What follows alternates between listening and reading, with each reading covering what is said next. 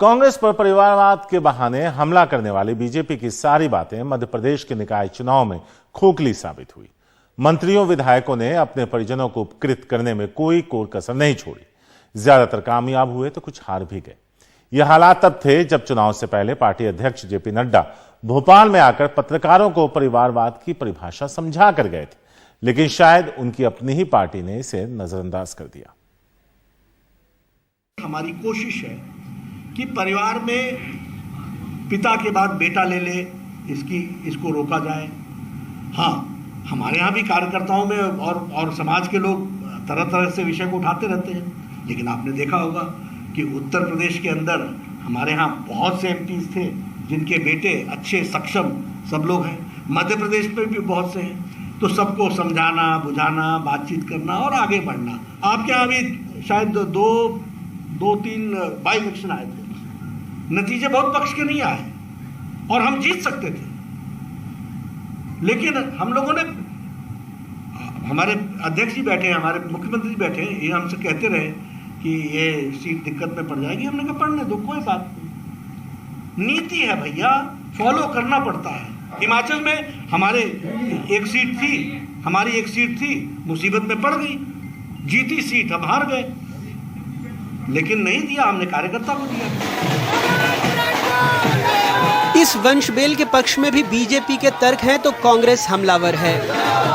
Bharatiya Janata party का ये स्पष्ट मानना है कि कांग्रेस और कई सारे ऐसे राजनीतिक दल हैं क्षेत्रीय जिन्होंने परिवारवाद को बढ़ाने के चक्कर में उन राज्यों का और देश को दीमक की तरह खाने का काम किया है। भारतीय जनता पार्टी ने इसे चुनौती की तरह लिया है और अपने मूल कार्यकर्ताओं को आगे बढ़ाते हुए उन्हें टिकट दी है लोकल बॉडीज के चुनाव में, इस बात से बिना घबराए हुए कि परिणाम क्या होंगे। भारतीय जनता पार्टी एक मात्र ऐसी पार्टी है जिसकी कथनी और करनी में बड़ा अंतर है। पहले क्या कहा गया था, यहाँ नड्डा जी जब आए कि साहब राष्ट्रीय अध्यक्ष जी यहाँ हैं भाजपा के, और वो कह रहे हैं कि भाई भतीजावाद नहीं चलेगा, लेकिन टिकट जब दिए गए तो महापौर के मामले में हो या फिर नगरीय निकाय के चुनाव हो, जिला पंचायत के चुनाव हो, खूब जम के भाजपा का परिवारवाद चला, भाई भतीजावाद चला।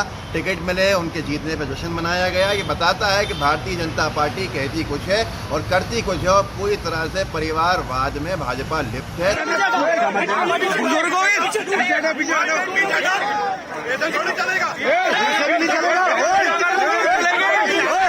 मध्य प्रदेश में सुप्रीम कोर्ट के फैसले से हुए निकाय चुनाव कई मायनों में अभूतपूर्व रहे।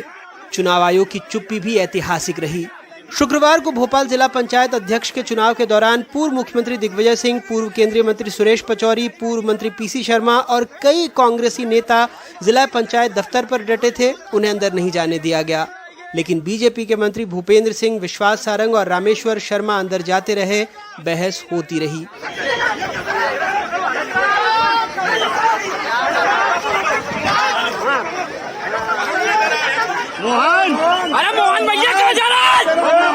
कांग्रेस का दावा था कि 10 में से 8 उसके उम्मीदवार जीते, लेकिन कांग्रेस के 8 जिला परिषद सदस्यों में से 4 बिक गए, जिसमें से एक अध्यक्ष बन गया, दूसरा उपाध्यक्ष।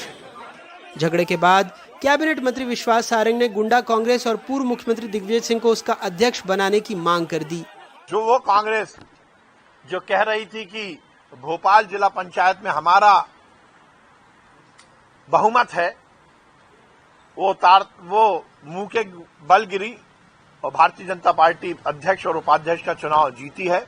आज मैंने सोनिया जी को पत्र लिखा है कि दिग्विजय सिंह को गुंडा कांग्रेस का अध्यक्ष बना देना चाहिए। हमारे मुख्यमंत्री शिवराज सिंह चौहान। वहीं सीहोर के चुने सदस्यों का एक और वीडियो वायरल हुआ, जिसमें गंगा नदी में बैठकर वो सब शपथ ले रहे थे कि जिसको भी मुख्यमंत्री समर्थन करेंगे सभी सदस्य उसी व्यक्ति को वोट देंगे, साथ देंगे। ये माँ गंगा के किनारे सब शपथ लेते हैं। बोलिए गंगा मैया की। मध्य प्रदेश में इस बार निकाय चुनाव में बहुत कुछ ऐसा हुआ जो नहीं होना चाहिए था। पार्षद होटल रिजॉर्ट घूमे, खरीद फरोख्त के आरोप लगे, झूमा झटकी हुई, लेकिन चुनाव आयोग चुप रहा।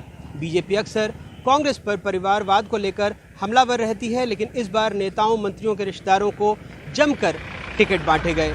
यही होता है कथनी और करनी का फर्क। मध्य प्रदेश में अपने ब्यूरो सहयोगी और भोपाल से कैमरा पर्सन रिजवान खान के साथ अनुराग द्वारी, एनडीटीवी इंडिया।